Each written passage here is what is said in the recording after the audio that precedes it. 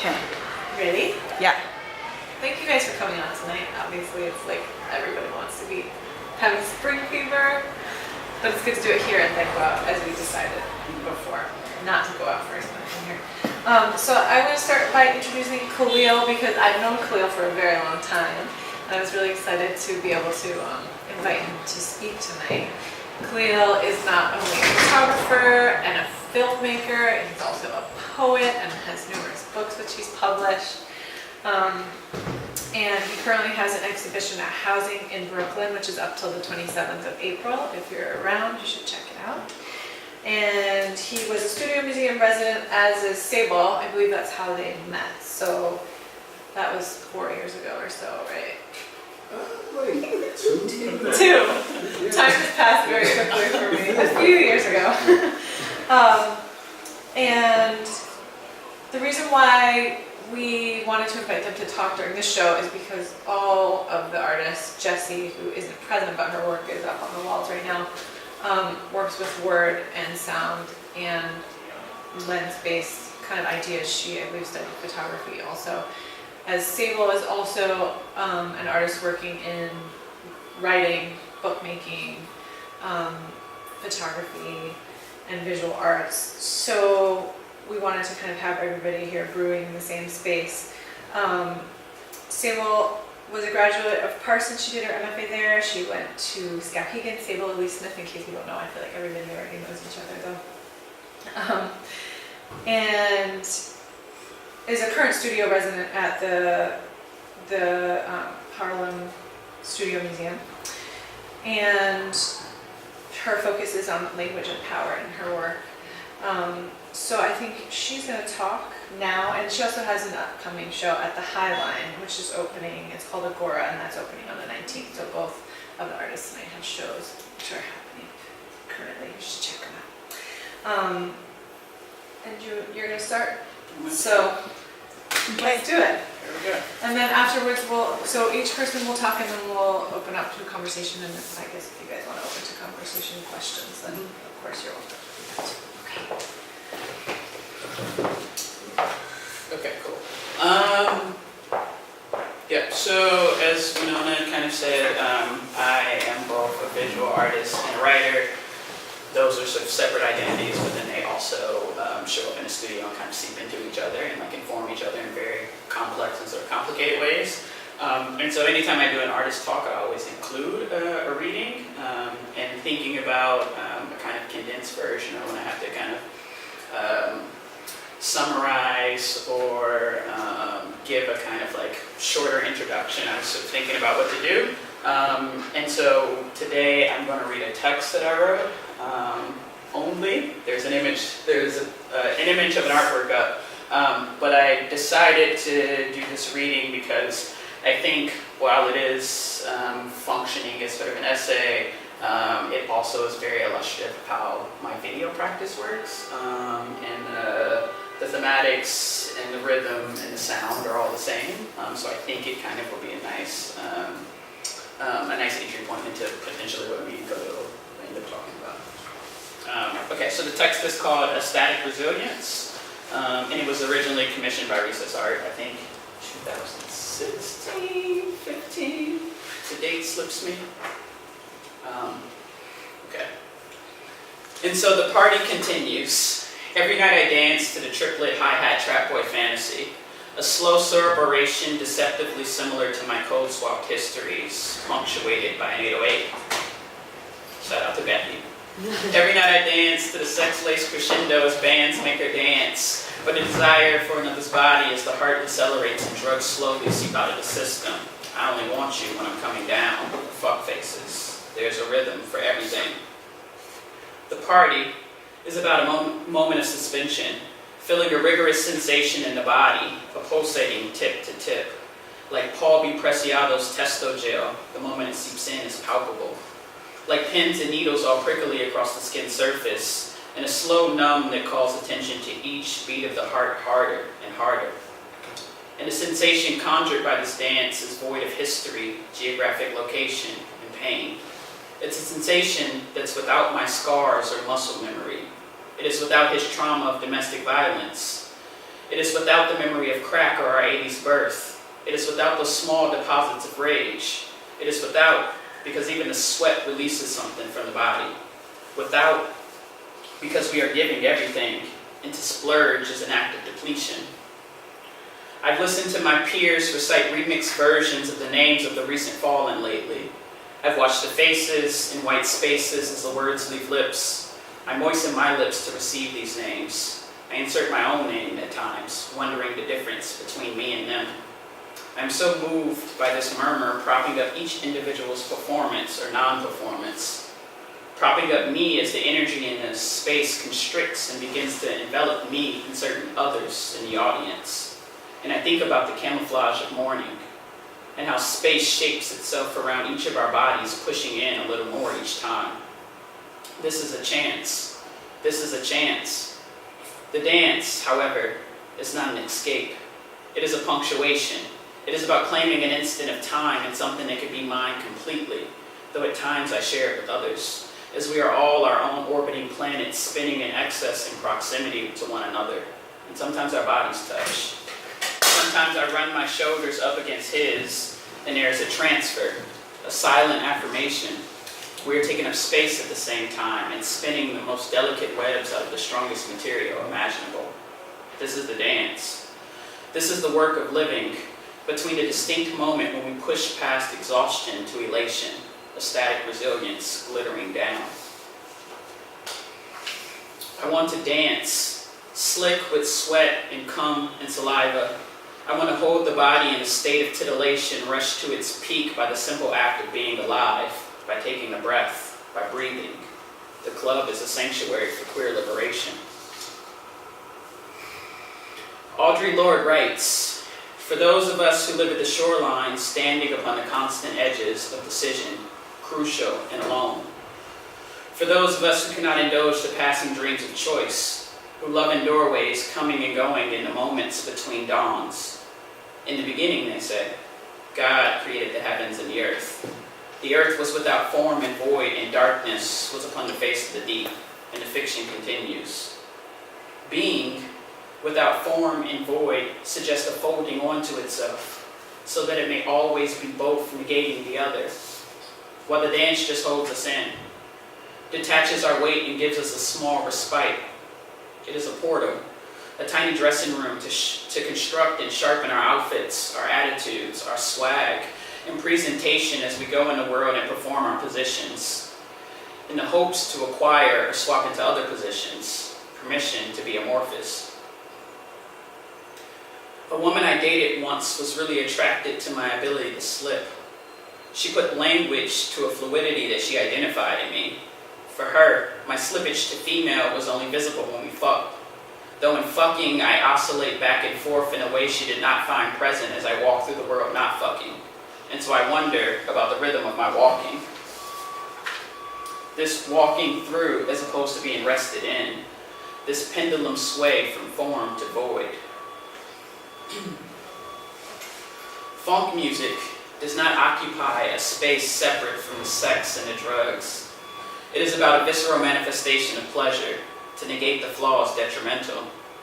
It's about sitting in a caprice on Slauson, slouched down in your seat real low, eyes low, blazed, 210s in your trunk, listening to Bootsy, to Parliament, to E40, to Tupac, to Curtis, to the vibration in the seat that leaves a plush velvet fabric and enters the spine, the forearms, the ass. A form created in the 60s, resistance is embedded in its syncopation. Funk is about the journey, and sometimes just to be a body feeling is revolutionary. I think of James Brown sliding across Ed Sullivan's stage in 1966, both exclaiming and singing, "I feel good." I think of the rapidity of his steps as an autonomous choreography that straddles a stark line between performance and refusal, an acknowledgement that at some point the ground will refuse to uphold. I see the ground buckling myself, and so we shake it as vigorously as the earth shakes itself loose in California along certain fault lines in search of fluid space. Eddie Hazel lifts the gravity in one's room. He jams it into the chest cavity with one long note in E minor. A guitar solo played on top of itself echoes in the parts of us that have already been made hollow. Time stops. I imagine a callousness across the tips of his fingers, some hard shell of labor. Catharsis peaks with each wail of the guitar, and we float weightlessly deeper into the void. And maybe the body rattles like trunks when a deep bass vibrates through them. His guitar bleeds all the language out of the lament. It festers in the body. It sits against the spine, applying pressure. And I ponder that space between the moments where language falls away from sound, or the moment that sound becomes language, dragging with it a weight that resides in the body, forcing us to confront it. The music is both thick and empty, so that we may climb into it and be many selves at once, planted on tabletops, hips rocking back and forth, smiles slick across faces. Black joy is an act of resistance. Thank you.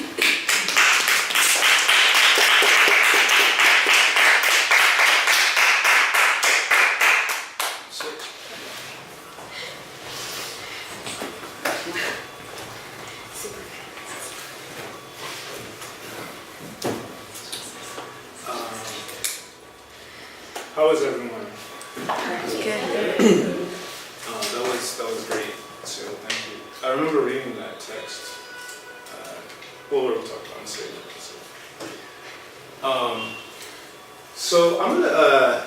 I had a little sort of tech issues. I couldn't find my PowerPoint, and so I'm gonna kind of jump off the reading we just had, and I'm gonna actually just show you several videos. So I'm not really gonna speak, but there'll be sort of text within that.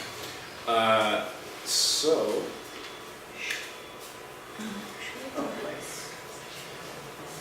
I'll just sort of talk after. Oh yeah.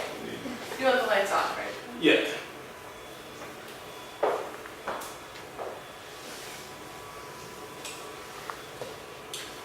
Hold on.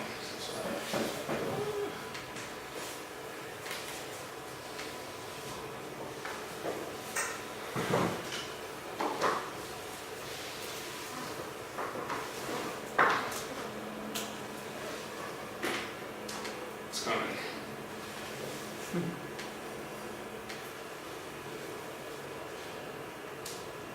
So yeah, two of these videos are actually in this current show at Housing. This first one I'm going to show, I think in its entirety, it's like 6 minutes. The other two I'm going to show excerpts of. And this one is silent, so yeah.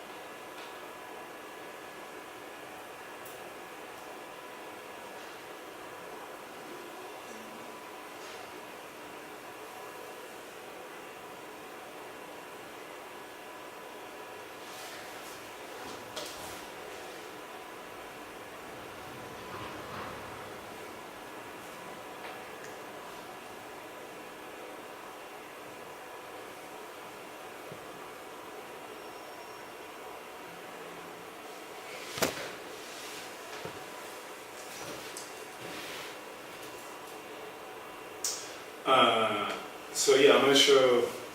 Is there a sound? I should have asked about that. Just on the laptop. Okay. Let's see how it is. Because I want to show sort of what's the contrast to that very silent, not austere, but I guess in silence, austere piece with sort of a cento. Everybody knows what a cento is, right? It's a poem made up of like lines from found lines, right? So this is the kind of cento in video form, and yeah. So I'm just gonna show like 3 minutes of this. It's like a 36-minute video.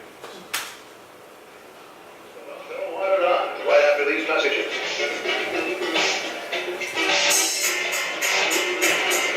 Just have to use a bell.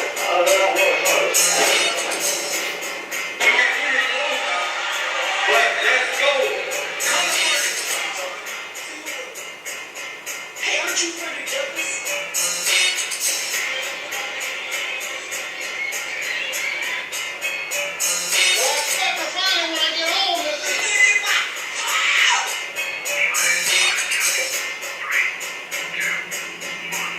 Those people over there, by the way, those are people who found that if you play Ice Ice Baby backwards, it contains hidden messages. That's who those people are.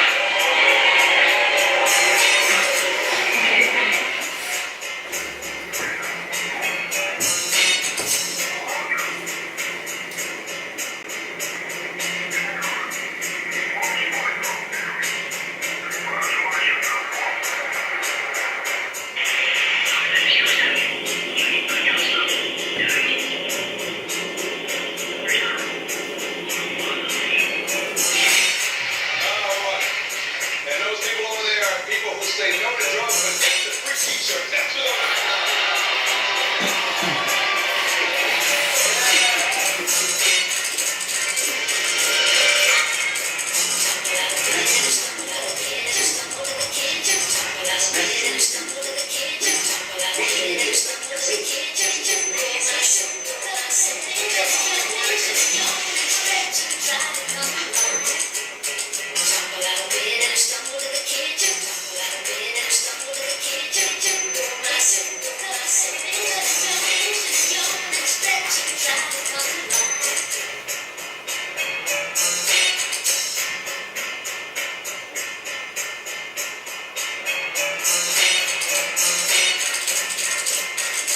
you think it's yours?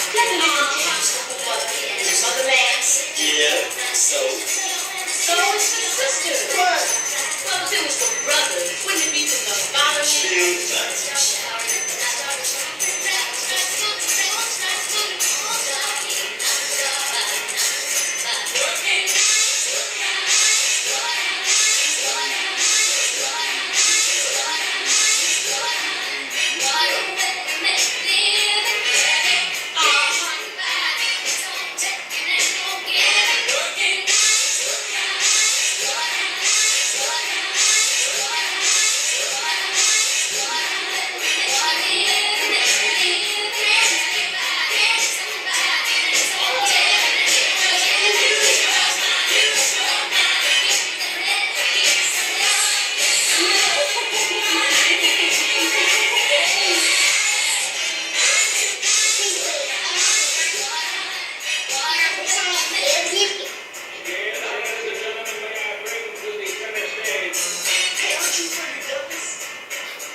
Yeah, we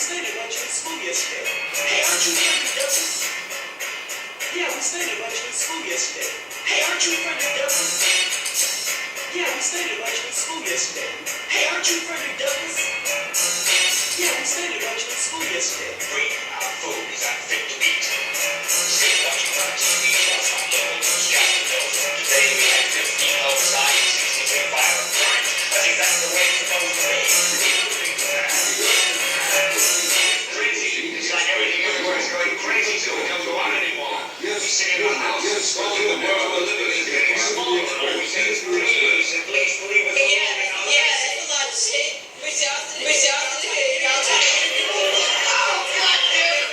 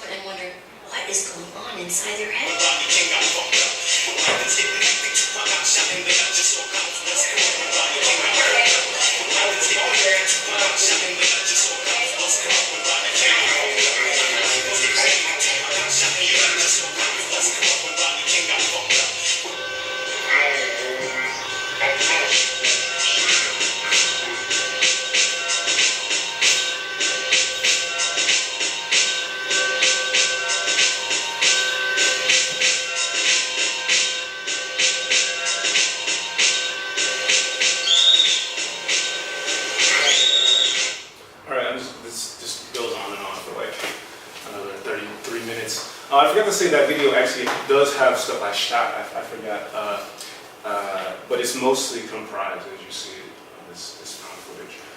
So that's sort of the other sort of mode of video that I'm working in, and making again these kind of poems, but that being a sort of senso, you know, again comprised of found sort of footage. And this, I should say about this particular video, was sort of the centerpiece of a body of work that was basically about like the black male body. So this video is like, it's about like images related to black masculinity, from sports to hair product commercials to videos to, you know what I'm saying, and stuff I shot with these performers in a studio sort of context.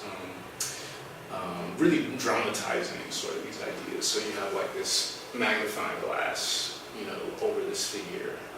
Very like obvious. Not obvious, but clear. Because of this kind of poetic space that I work in, I mean, I've made pieces in the past that have been people have accused me of like, I just don't get it. And that's cool. With this though, I wanted to make, I mean, it's sort of, I think, you know, this sandwiching of all these things, it becomes like, it becomes something else. But I think it is very sort of clear in its intentions, even as it's like this overload. Anyway, I'm just sort of talking at this point. Maybe Sable could come back up and we can just have a discussion. Yeah. Is it okay if I turn the light back on? Yeah, please. Everyone should probably close their eyes momentarily. Oh yeah. It might be kind of bright. Take a minute.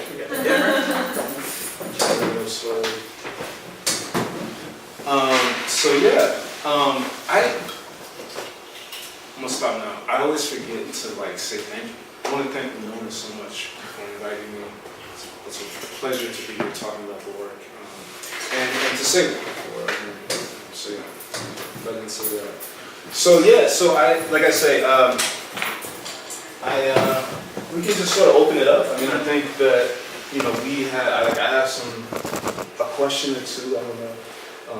But instead of like we talked about it before, even like having that like couple minutes where we talk and then like we opened up, we opened up from jump, like right now, if somebody has a question, you know, like, let's get into it.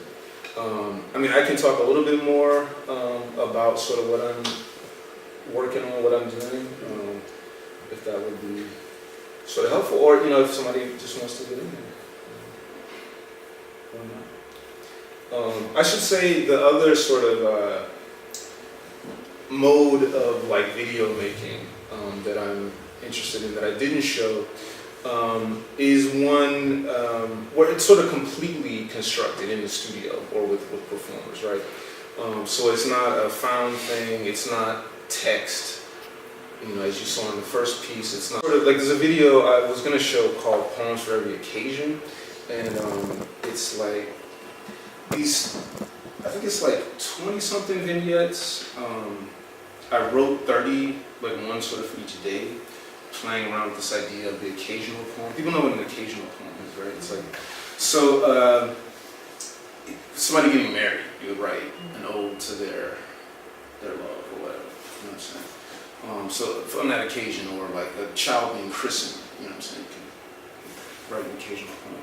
So I wrote this sequence of like one for each day, 31, and they were like just super like apps. They start out kind of more normal and then they go off into like weirder places. So then in making this video, the idea is then to, in a not like hierarchical way where like text is more important or the acting is more important, like make this poem, you know what I'm saying, in video form. And how do you like sort of balance all those things? And again, like this idea of hierarchy is very important to me in making these things, which I would ultimately call a text, but it's not like I want it to be this super HD like video like projected, and like the most important thing is like you experiencing that in a cinema. Like that particular video is meant to be seen on a flat screen with headphones, and you're meant to sort of be in this like reading poetry space, right? So like, how do you sort of balance all these things to make poetry is a chief concern again, I'm babbling again. Stop talking. So, No, I mean, that's good. Like, or maybe the kind of first question that comes to mind is like thinking about, you did the writing MFA first, right? Right. And then the visual arts, right? So thinking about coming from this like place that's really rooted in language, has like a very specific type of form and like a type of beauty and elegance like given to like word choice, like syntax, like syllables, like how the sort of the language like occupies a page in that kind of like negative space, and like also thinking about like in a poetry world, right? Like, so there's the way that it sort of operates on the page or in a book, but then also there's the kind of reading of it, which is like performative and has a tone and like an intonation. And so being a person like I am invested in those things, right? Like, how do you kind of like navigate or fight against like then trying to translate that into something that is visual or that is a video that like negates some of the kind of like beauty that can happen in like words on page, right? Or like thinking about language translated in a different type of syntactical, I don't know, presentation. Totally. No, that's a big. I would love to know your response to that. I mean, I feel like for me, it's like, it's like getting back to this like idea of it's not a hierarchical thing. You know what I'm saying? So in that space, like there's a new kind of like writing or like sense of the writing that has to like has to become less precious. At least for me, you know what I'm saying? Like for all these things to then like combine. If like one thing is too precious, then that's gonna become like the thing. But maybe that the work is telling me to do that. You know what I'm saying? Sometimes like I found with this for you, but like I'm making some video and then I'm like, wait, this is just something that should be in like a book later. You know? And I'll keep that and like it just needs to be read. You know what I'm saying? So the same question for you, yeah. It's a good question. Yeah, I don't know. I mean, I think the same thing, right? Or I think it becomes difficult at times, but like potentially is always the thing that I'm trying to sort of achieve is like, I don't know, like I'm really invested in like the speech act and the utterance. So like even outside of like text on a page, right? Like there's something exciting for me about like what the sort of tone or the accent or like the mispronunciation of a word like does, right? Like in space, right? And that potentially like destabilizes the kind of like power hierarchy of like what the sort of language of the written form is supposed to do. Right. And I think, I don't know, I find ways of thinking about approaching video, like video specifically, because we both work in video in this type of way, and the timeline, like using the kind of like motifs and like mechanisms of the literary space, but then like completely fucking them over on purpose as a type of disruption and like always refusing that type of catharsis that comes with like the intimacy of the like elegance of like what a poem can potentially do. Right. And so for me that feels generative and also like an interesting kind of like transgressive space for the content that I'm placing in that form. Yeah. What are some? No, that's I think a great strategy. Please jump like. Yeah. Could you actually say more about that? About like, are you saying that you're resisting like certain grammatical correctness or like a syntax, something that makes sense, so that it's not as like juicy for the viewer? No, it's hella juicy for the Oh, viewer. right. But no, this is a very important question, right? Like even the question of like what makes sense, right? And my practice is like super rooted in like thinking about power structures, thinking about structures of control, right? So like not just the prison space, but like all these things, like language controls us in a very particular way. I think there's a proper way, there's a proper sort of form of language that one is supposed to use in like XYZ spaces, right? To perform or enact a certain type of identity or privilege or access in spaces, right? Then we might use in another space. And so I'm really conscious of like all, like even like a type of like technical language, right? There are like, I think, mechanisms of control that can even be embedded in things that we feel like are sort of neutral that we have to sort of enact into like, I don't know, process of like ID application or like any kind of like number of structures that we have to operate in. And so paying attention to that and kind of like being visible of like what might be kind of like a tick or something that like is superfluous that isn't like about transmitting information but about like policing the way we interact or policing the way that we have to sort of navigate a structure, right? And so those things become incredibly important to me, and that's the thing that I'm like invested in, like thinking about how to destabilize, right? Like even, I mean, again, kind of going back to like the initial part of the question, like what makes sense or like what's legible. Like illegibility is also like super important in generative, right? And sort of waiting in a messy space where like a type of point is hard to grasp, like is an important space to deal with, right? And like what is the kind of like generative possibility of like waiting in that space or like being misunderstood and having to work through and fight through. And so that's sort of what I'm thinking about in paying attention to like a structure and like trying to disrupt it or destabilize it to create new modes of communication and language and like understanding or like trying to meet someone where they are.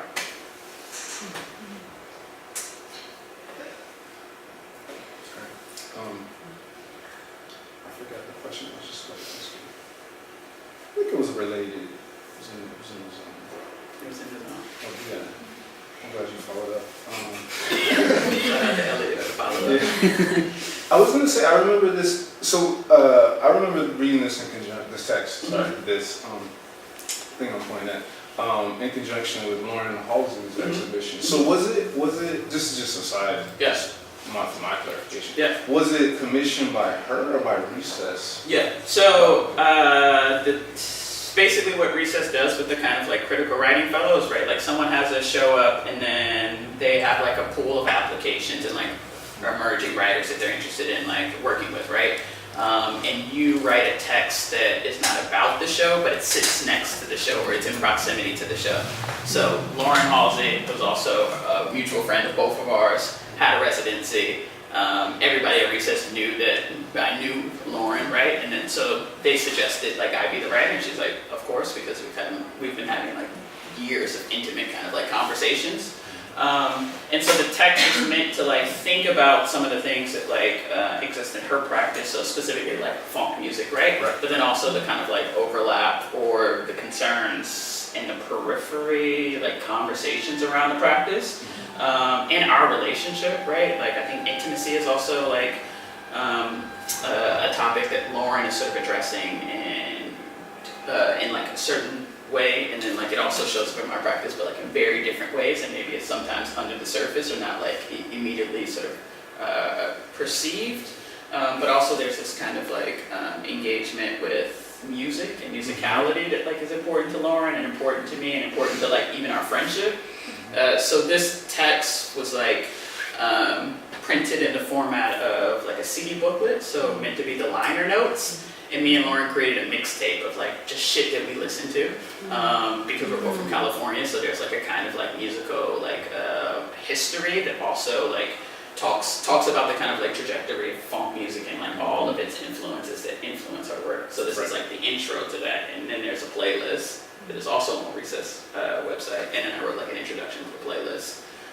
So like it's talking about music. It has a musicality or sort of a melodious quality to the text, but then it also does have like this kind of like musical component that like also is kind of like in contrast with like what the content of the text might be doing. Sure. Did you read it while her show was up? Because I feel like hearing your No, voice I never is got to read it for the like show. that's such an interesting part of experiencing it. Like I feel like all the three things that we like you reading it and then seeing your two pieces, they're like three different ways of experiencing these different types of poems that and it's interesting like how important the sound is in your piece and the music, the CD that goes with it. Yeah, I didn't get to read it for that. They just like, I mean, the text was in, like the mixtape was printed on CDs, and so we handed out the CDs, like, the dude on every corner. And so, I mean, it's something I think about a lot because, like, I mean, the place that I start is from sound, right? Like when I'm writing it, like I write with like a type of sense of sound and rhythm in mind. And so like as I'm writing, I'm thinking about how it sounds out loud, right? But like that isn't necessarily how everyone will encounter it if they're reading it on their own. And that's something that sometimes I struggle with. Like sometimes it's not necessary for the text, but sometimes like, I mean, I think for this, it feels incredibly important to me, but I don't know if everybody who encounters this text will ever like have an opportunity to like Because read it. And like, what does that change, or does it change something? Is it necessary? I don't know. I was gonna ask you actually about you just spoke to a little bit about process. And, I mean, I'm always curious with, especially people. I mean, fellow writers is one thing, but people, just write. But you know what I'm saying, like, or people who do just write. But people who like you who are doing many things. Yeah, just what process, what that is like for you, sort of like, writing, how that figures in, because like, yeah. Yeah, I guess I keep talking about it in the context of video because that's the thing that's sort of most succinct and like that actually probably one of the most outside of writing, one of the most kind of like important ways that I work or engage making. But I think everything starts from a place of language or text, but it doesn't always have to kind of like be rooted in or married to its impetus or the kind of like igniting spark. I mean, as far as like video is concerned, I'm always like downloading and archiving like a number of kind of footage from everywhere in the world, and it is just something that like kind of like idiosyncratically like speaks to me, right? Like it could be like I'm going to download this like blurry thing because like the texture says something, or there's like a very specific hue of blue that like speaks to me, and so I have like all these folders that say like, I don't know, wavy texture, blue, this feels viscous, right? But like, and it's just like, because like in my mind I make that connection, but it's like surprising because it's like the most, I don't know, advanced organizing system that I've ever had, because I know like when I'm sitting down editing, I'm like, oh, where the fuck is that viscous folder? Like, and this is the exact thing that I need, but it's like really like a close-up of like somebody playing golf. And so it wouldn't make sense to anybody else in the world, but like somehow, and I think it's because of poetry, right? Like that kind of image, that kind of like sound, that kind of like heat, that I'm able to kind of like create these associations. And so I just have like this like, I don't know, obsessive, almost like hoarding video downloading process, and I'm also sort of constantly shooting things, but like everything sort of starts from the writing, so I'm always like writing things, and then like some line will either create an image for me or it will have an emotional content, and then from there I'm like, okay, I need like all of these kind of like images from these folders, and I start with the timeline, and then the video starts to tell me what it needs to be, right? Like then I don't have control anymore. And sometimes like the language comes back into the video, sometimes it becomes a voiceover, sometimes it's not necessary and it has nothing to do with it, but it is always the starting point. It's there, right? Yeah. No, I was that's interesting to hear about this archive. I mean, it's so similar to writing, so that having that notebook, you know what I'm saying? And then these lines that you write, you don't know what you're going to do what with they them. mean. Yeah, and then you make later, a month later, this thing, you know what I'm saying? And you use half that line, you know? And it's Or the same 5 years thing. later. Right, but it's the same thing with that video, that like, that texture, or that flesh and playing music golf, you know what I'm saying? But it makes, that perfect sense in that moment, so. Khalil, do you have an archive? I mean, this piece right here, it looks like tremendous archive. Yeah, no, I mean, I do a similar thing. Like, I have like 4. It's not as, I need to get on the organizing. You know what I'm saying?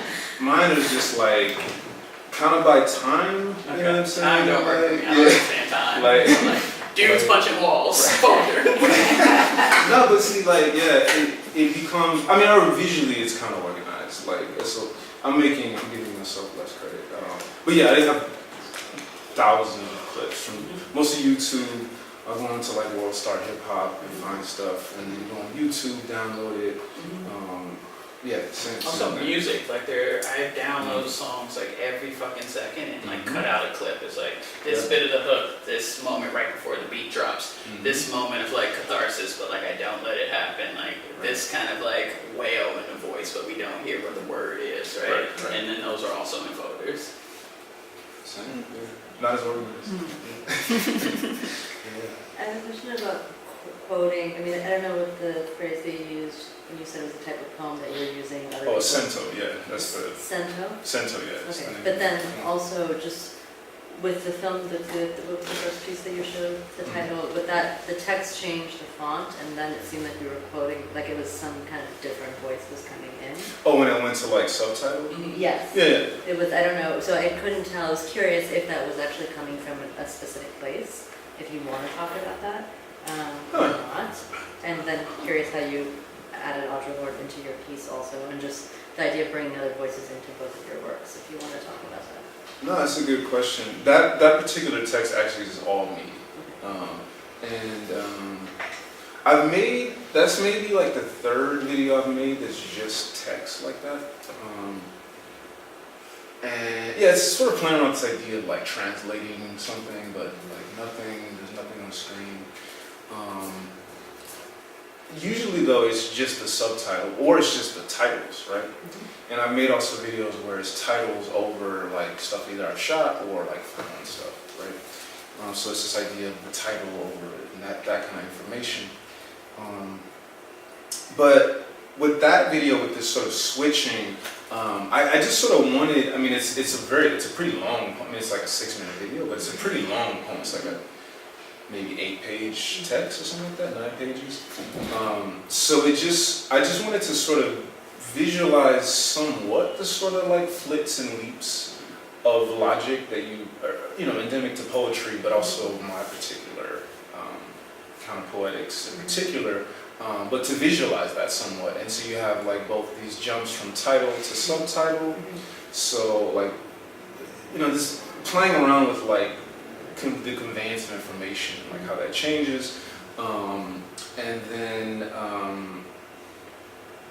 yeah, I mean it just sort of the idea of visualizing that, but it's sort of as me as one voice, and I often quote like one from like usually a rapper like MF Doom or something like that, like one line or two, or but it's usually I'm more interested in like the appropriation you're seeing in that video. You know what I'm saying? Like it's like I'm interested in like I sort of think a lot about like hip hop and like vernacular speech and sort of like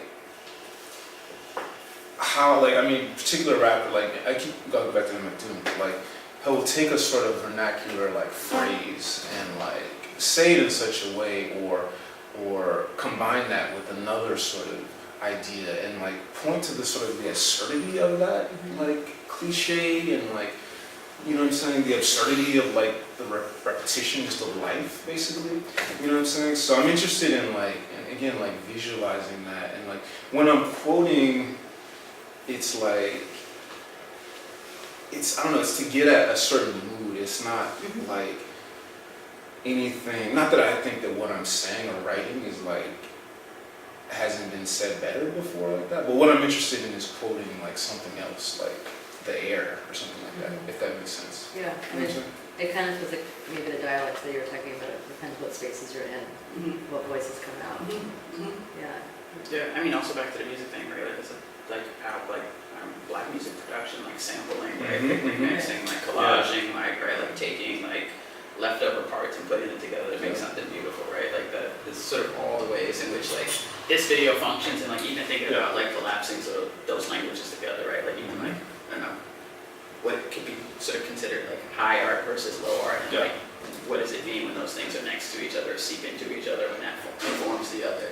And I think like to your question, like quotation, like I mean there's like moments of quotation in this text that like sometimes are not visible or like perceptible when I read it, right? Because like, I mean, there's like a kind of like design, right? Or like an italicist that like shows the like actual song lyrics that I'm quoting in there. And if you're not familiar with it without having a visual cue, you don't know, or it can sort of slip through.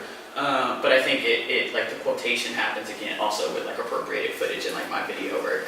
And I'm interested in that to point to like things and constructed sort of images and narratives that already exist in our public sphere that are incredibly fucked up, that we take, that sort of wash over us, right, because they're subtle. And so like by quoting it or like sort of adapting it, and then like, I don't know, even like rotating it like half a click, right, so that like it still is the same thing, but something is a little bit strange. And so each time I teach you to look at that image a little bit different in the video, like there's a different type of relationship or an estrangement, or there becomes like a kind of like it kind of like yells at you, right? And so then you're forced to sort of question your assumption of like what seeing that image means. And that's kind of like the way that I think about and why I'm interested in using appropriated footage, to have those kind of like cacophony of constructed voices, to focus on what they're actually saying or what they're actually showing us. Or how the subtleties aren't actually subtle, right? Or how they're sort of working against us or washing over us. Right.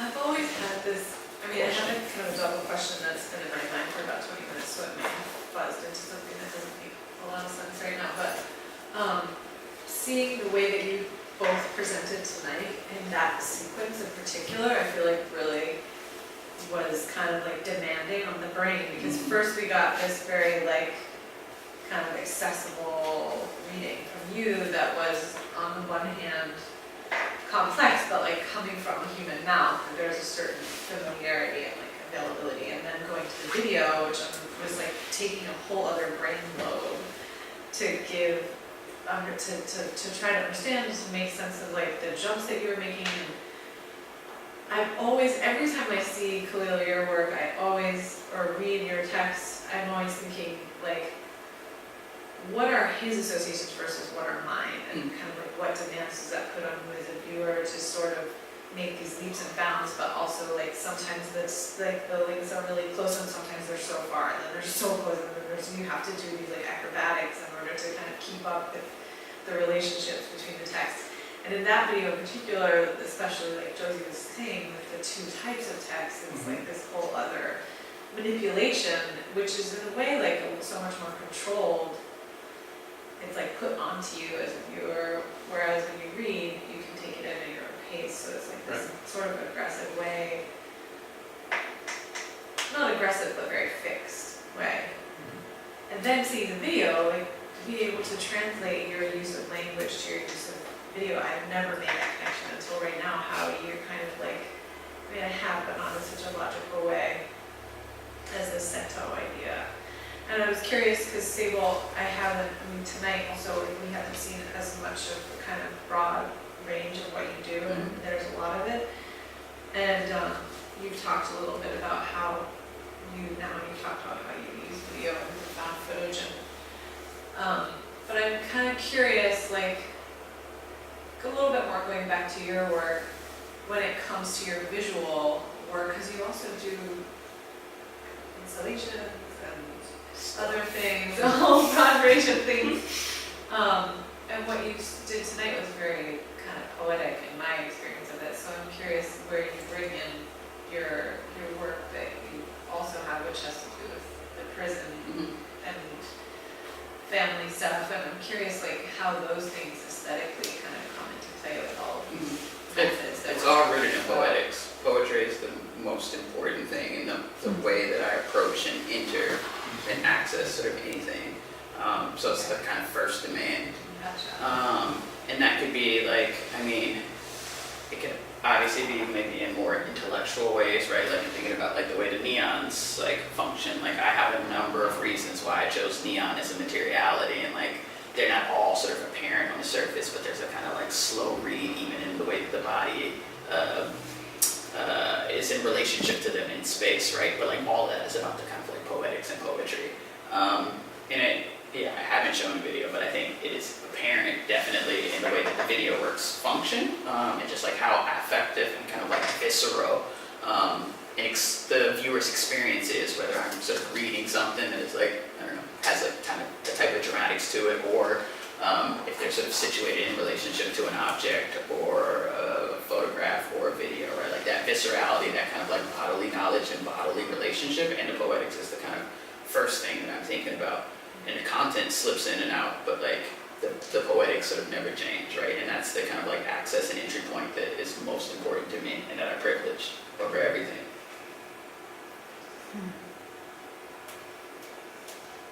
How often do you do readings, like as part of your? There's somebody asking me. Often, right? Like obviously, when I'm kind of like participating in like a more sort of like literary context, but like it, any time that I'm doing an artist lecture, I include a reading because it's the foundation of my practice, regardless of if it regardless of like how much it's sort of been like I don't know, pushed through the sort of sieve and turned into like something else or turned into an object, right? Like the object only exists because a word has existed first, right? And I've thought about that word and I've thought about its sound, and I found a way to kind of like materialize that. So I always try to include some kind of like engagement with the writing practice when I'm able to present the word.